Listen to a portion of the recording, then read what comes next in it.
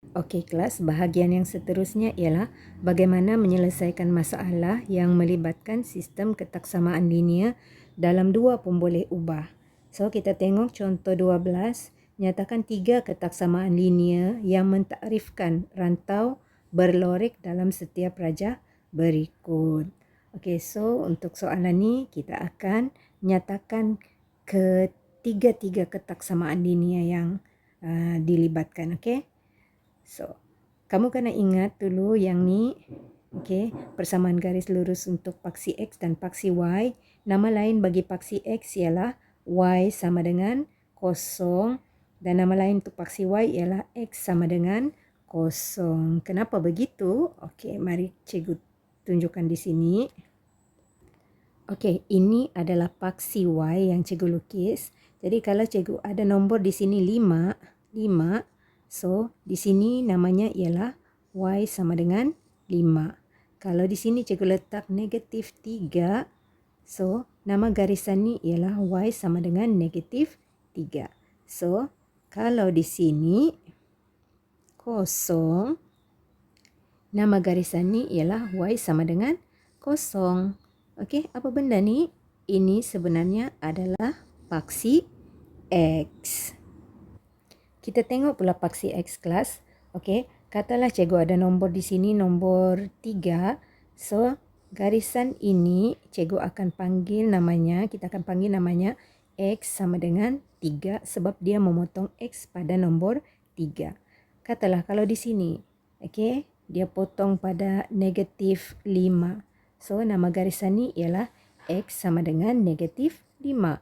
Kalau pada nombor kosong pula, okey, dia memotong pada nombor kosong, maka namanya ialah X sama dengan kosong.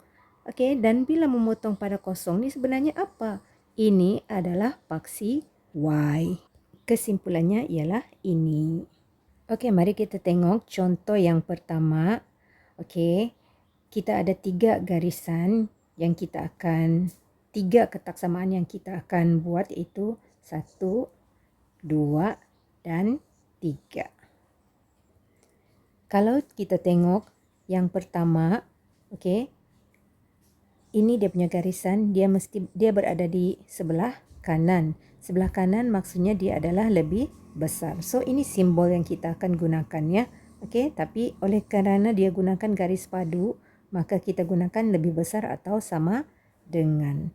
Okey, untuk yang kedua, ini dia punya garisan. Okey, dan juga berada di belah atas. Okey, kalau di belah atas maksudnya ialah lebih besar atau sama dengan sebab guna garis padu.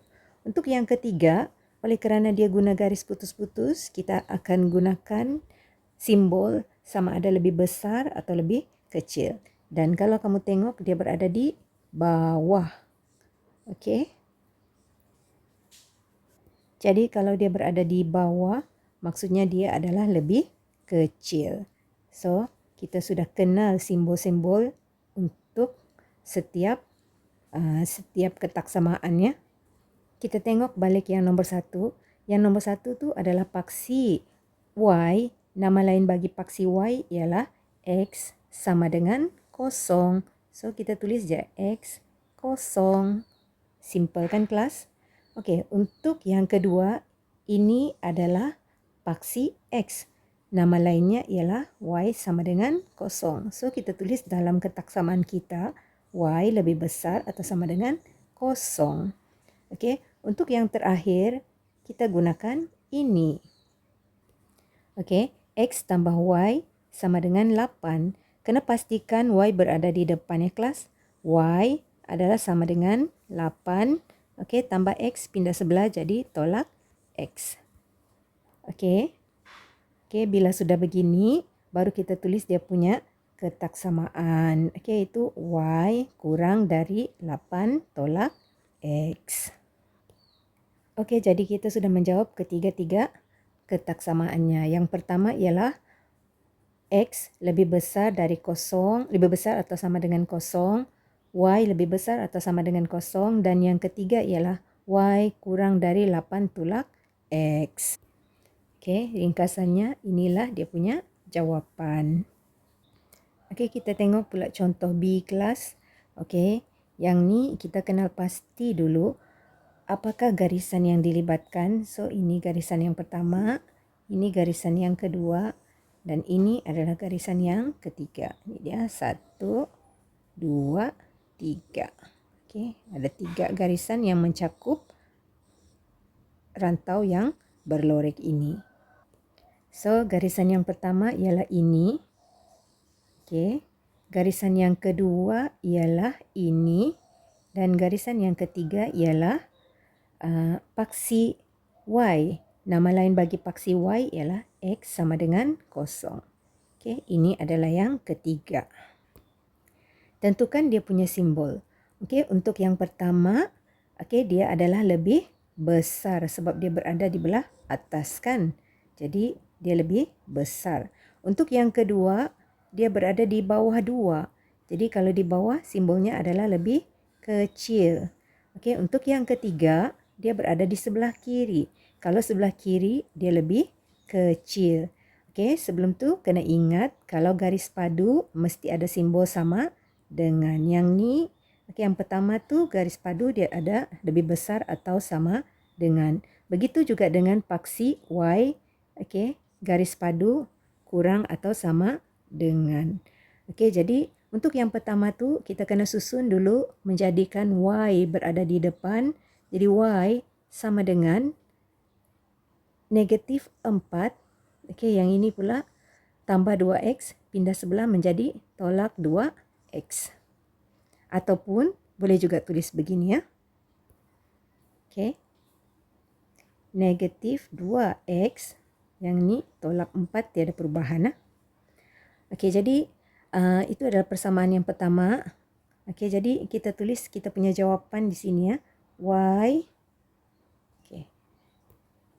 Y lebih besar atau sama dengan negatif 2X tolak 4. Itu adalah yang pertama. Yang kedua, paksi Y ya. Paksi Y ialah X kurang dari 0. So, kita tulislah X kurang atau sama dengan 0. Itu yang kedua. Yang ketiga ialah, yang ketiga mana? Oh, itu yang ketiga pula. Ini yang ketiga. Yang kedua ini ya, kelas garisannya. So, yang kedua ini. So, kurang dari ya. Jadi, Y kurang dari negatif 2. Ini adalah yang kedua. Yang ketiga pula ialah X kurang dari 0. Okey, kesimpulannya kita ada 3 ketaksamaan. Ini adalah yang pertama. Okey, ini adalah yang kedua dan ini adalah yang ketiga.